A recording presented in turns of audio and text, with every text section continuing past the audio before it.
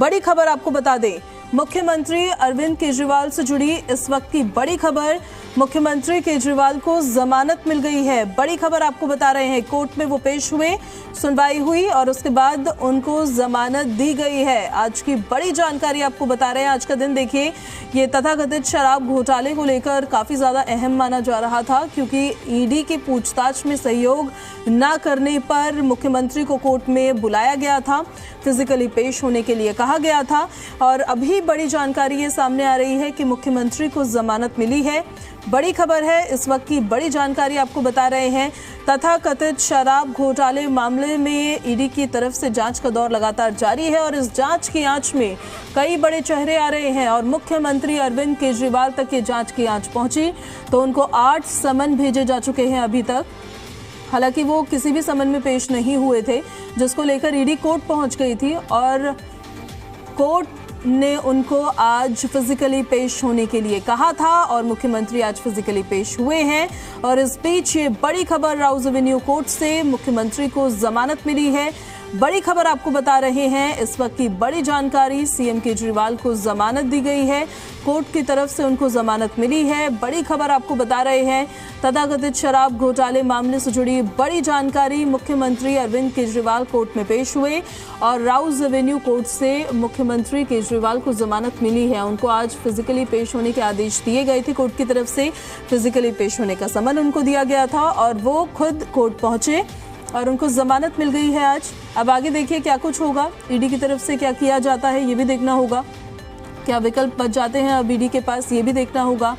लेकिन अभी जो बड़ी अपडेट सामने आ रही है वो बड़ी खबर ये है कि मुख्यमंत्री अरविंद केजरीवाल को जमानत मिली। 1 महीने की सजा होती है अगर कोई दोषी भी करार होता है तो। ठीक है, तो ऐसी सूरत में जो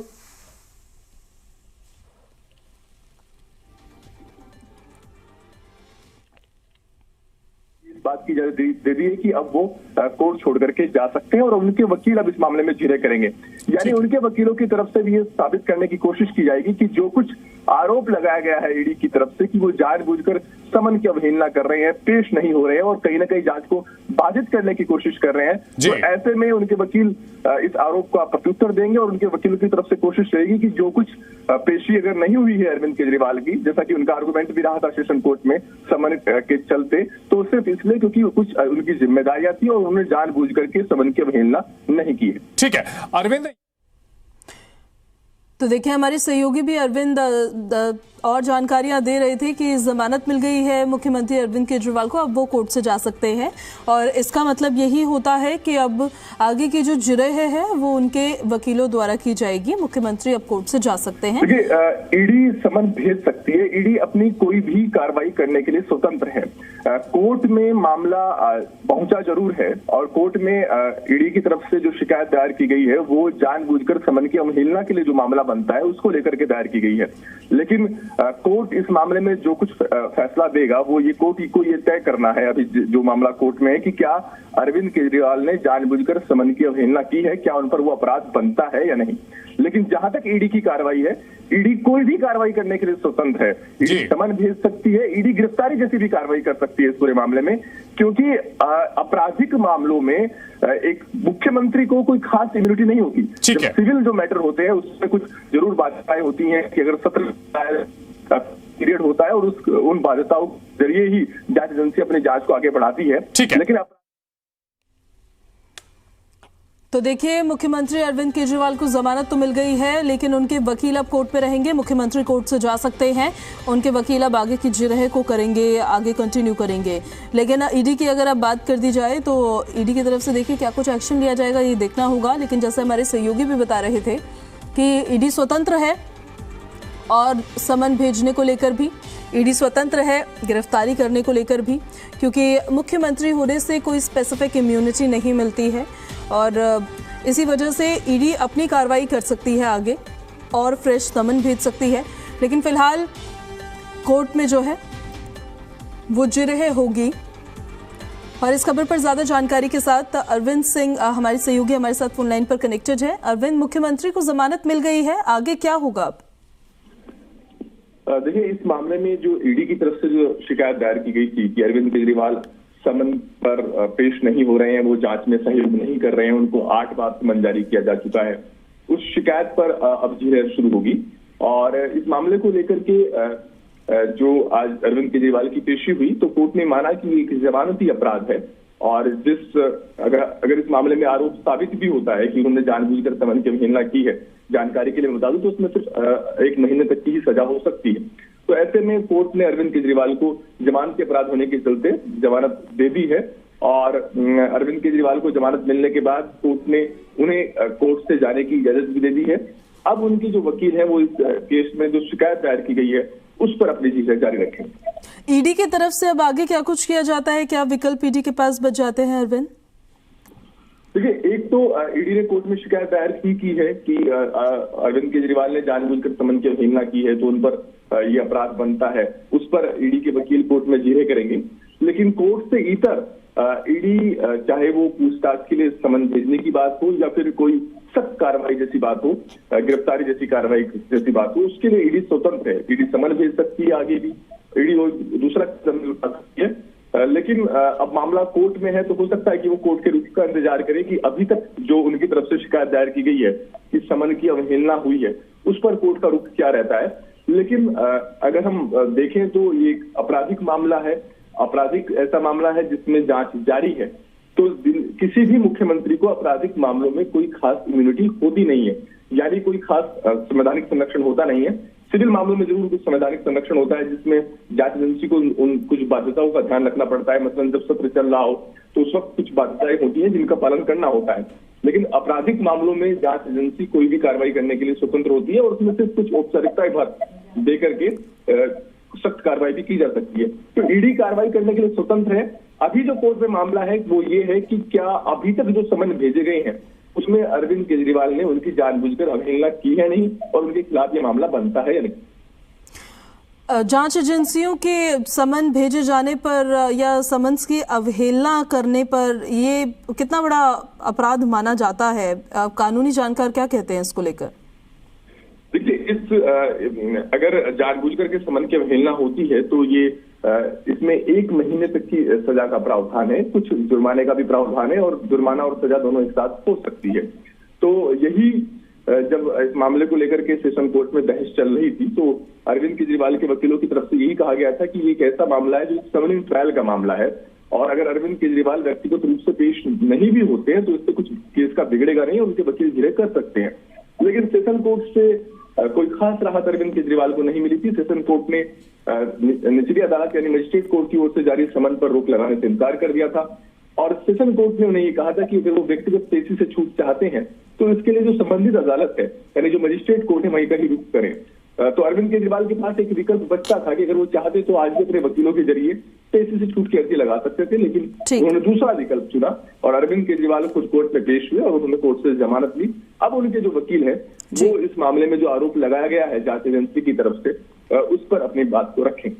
ठीक है अरविंद, अपडेट्स आपसे लेते रहेंगे। फिलहाल बहुत शुक्रिया आपका इन सारी जानकारियों के लिए। तो सीएम केजरीवाल को देखिए कोर्ट से जमानत मिल चुकी है और इसका सीधा मतलब ये होता है कि वो कोर्ट से अब जा सकते हैं, लेकिन जो उनके वकील है उनके वकीलों को आगे जो है कंटिन्यू करनी होगी।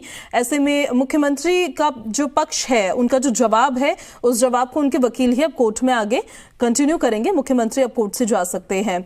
इसके अलावा ईडी की अगर हम बात कर ले तो ईडी अपनी तरफ से कार्रवाई करने के लिए स्वतंत्र है, फिर वो फ्रेश समन भी जारी कर सकती है, जैसा कानूनी जानकार कहते हैं, हमारे सहयोगी भी बता रहे थे। और फ्रेश समन जारी करने के साथ साथ गिरफ्तारी को लेकर भी कोई स्पेसिफिक इम्यूनिटी मुख्यमंत्री होने से नहीं मिलती है। तो ऐसे में देखिए ईडी की तरफ से अब क्या कुछ कहा जाता है। हालांकि पूरा मामला जो है वो कोर्ट में है और मुख्यमंत्री का पक्ष उनके वकील अब आगे रखेंगे। इसके साथ साथ ईडी की तरफ से भी जिरह में अपना जवाब दिया जाएगा, ये प्रश्न किया जाएगा। जो भी जिरह होगी उसको लेकर भी अपडेट्स हम देते रहेंगे। हमारे सहयोगी बलराम पांडे हमारे साथ लाइव कनेक्टेड है, सीधे बलराम को हम रुक कर लेते हैं। आज का दिन तो काफी महत्वपूर्ण था बलराम, मुख्यमंत्री को जमानत मिल गई है, अब आगे किस तरीके से बढ़ेगा पूरा? देखिए, आपको बता दें कि कोर्ट ने दिल्ली के मुख्यमंत्री अरविंद केजरीवाल को जमानत दे दी है, लेकिन कोर्ट ने कहा है कि वो कोर्ट से जा सकते हैं, लेकिन जो उनके वकील हैं वो उनका पक्ष कोर्ट में रखेंगे।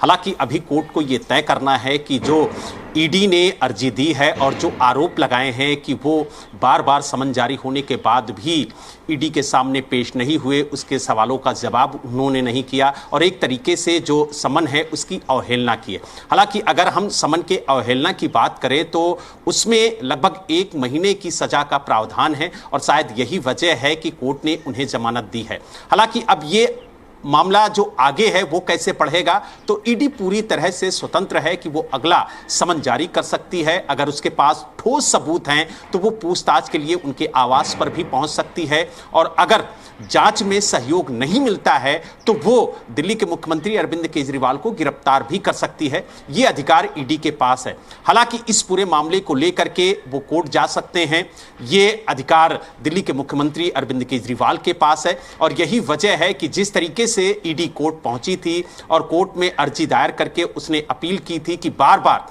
दिल्ली के मुख्यमंत्री अरविंद केजरीवाल को समन जारी किया जा रहा है, लेकिन वो समन पर पहुंच नहीं रहे हैं और ना ही ईडी के सवालों का जवाब दे रहे हैं। लेकिन आज जिस तरीके से अटकलें लगाई जा रही थी कि क्या वो कोर्ट के सामने फिजिकली पेश होंगे या नहीं होंगे, तो ईडी के अर्जी पर जो कोर्ट ने सुनवाई करते हुए उन्हें समन जारी किया था, उस समन पर आज दिल्ली के मुख्यमंत्री अरविंद केजरीवाल कोर्ट के सामने पेश हुए और उन्होंने अपनी बात कोर्ट के सामने रखते हुए कहा और जिस तरीके से कोर्ट ने उन्हें जमानत दी तो कहीं ना कहीं अरविंद केजरीवाल को आज कोर्ट से बड़ी राहत मिली है और साथ ही आम आदमी पार्टी को भी बड़ी राहत मिली है। लेकिन अब देखने वाली बात यह होगी कि ईडी का अगला कदम क्या होता है। क्या वो अगला समन जारी करती है, पूछताछ के लिए बुलाती है और उसको लेकर के दिल्ली के मुख्यमंत्री अरविंद केजरीवाल क्या एक बार फिर से लिखित में ही जवाब देते हैं या फिर ईडी के सामने पेश होकर के उसके सवालों का जवाब देते हैं। हालांकि कुछ दिन पहले ही दिल्ली के मुख्यमंत्री अरविंद केजरीवाल ने ईडी से कहा था कि वो चाहे तो 12 मार्च के बाद उन्हें कोई तारीख दे सकती है और वो फिजिकली यानी वीडियो कॉन्फ्रेंसिंग के जरिए ईडी से जुड़ करके उसके सवालों का जवाब दे सकते हैं। लेकिन ईडी इस पर तैयार नहीं हुई और यही वजह है कि कोर्ट में आज दिल्ली के मुख्यमंत्री अरविंद केजरीवाल को पेश होना पड़ा और उन्हें जमानत मिली है, यानी बड़ी राहत कोर्ट की तरफ से मिली है। हालांकि आज पेश ना होने को लेकर के उन्होंने सेशन कोर्ट में अर्जी भी दी थी, लेकिन कोर्ट ने साफ तौर से कहा था कि जहां पर आपके केस का ट्रायल चल रहा है आपको वहीं पर जाना होगा और यही वजह है कि आज वो कोर्ट के सामने पेश हुए, उन्हें जमानत मिली। अब इस पूरे मामले की सुनवाई आगे बढ़ेगी। अब देखने वाली बात यह होगी कि अरविंद केजरीवाल के वकील किस तरीके से उनका पक्ष कोर्ट के सामने रखते हैं और ईडी और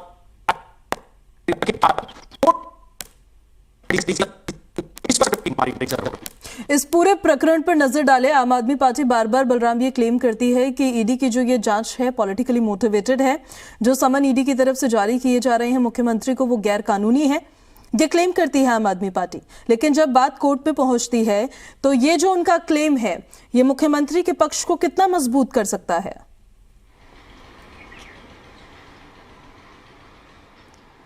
देखिए, आपको बता दें कि जिस तरीके से ईडी के समन को राजनीति से प्रेरित और गैर कानूनी बताया, अगर ये पक्ष मजबूत होता तो शायद कोर्ट उन्हें नोटिस जारी करके उन्हें कोर्ट में पेश होने के लिए ना कहता और केस में अगर दम ना होती तो शायद इस अर्जी को भी खारिज कर चुका होता कोर्ट। और यही वजह है कि जब ईडी ने कोर्ट में इस बात को रखा कि उनके समन की अवहेलना हो रही है तो कोर्ट ने इस मामले को लेकर के उन्हें नोटिस जारी किया और कहा कि वो कोर्ट के सामने पेश हों और अपनी बात को रखें कि आखिरकार वो ईडी के समन पर क्यों नहीं पेश हो रहे हैं।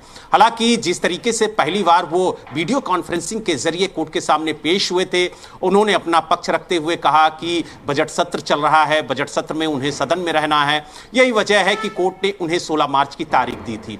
हालांकि इस तारीख पर वो पेश नहीं होना चाहते थे और यही वजह है कि वो सेशन कोर्ट गए, लेकिन वहां से उन्हें राहत नहीं मिली और यही वजह है कि आज उन्हें कोर्ट के सामने पेश होना पड़ा। लेकिन कोर्ट से उन्हें राहत मिली, यानी उन्हें जमानत मिली। अब यह पूरा मामला आगे बढ़ेगा, लेकिन किस तरीके से ईडी अपना पक्ष कोर्ट के सामने रखती है, किस तरीके से अरविंद केजरीवाल के वकील उनका पक्ष कोर्ट के सामने रखते हैं और दोनों पक्षों को सुनने के बाद कोर्ट क्या निर्णय लेता है, यह देखने वाली बात होगी। लेकिन ईडी पूरी तरह से स्वतंत्र है अगला समन जारी करने के लिए, अगली कार्रवाई करने के लिए। तो यह कहना कि अब मामला कोर्ट में है तो इसलिए ईडी अगला समन जारी नहीं कर सकती है, वो पूछताछ नहीं कर सकती है, तो ईडी अगला कदम जो भी चाहे वो उठा सकती है, वो समन जारी कर सकती है, वो पूछताछ के लिए मुख्यमंत्री के आवास पहुंच सकती है और जांच में सहयोग ना पाने पर उन्हें गिरफ्तार भी कर सकती है। तो यानी अधिकार बहुत हैं ईडी के पास और वो अपने अधिकारों का इस्तेमाल कर सकती है आगे। ठीक है बलराम, आपसे अपडेट्स हम लेते रहेंगे। फिलहाल बहुत शुक्रिया आपका इन सारी जानकारियों के लिए। और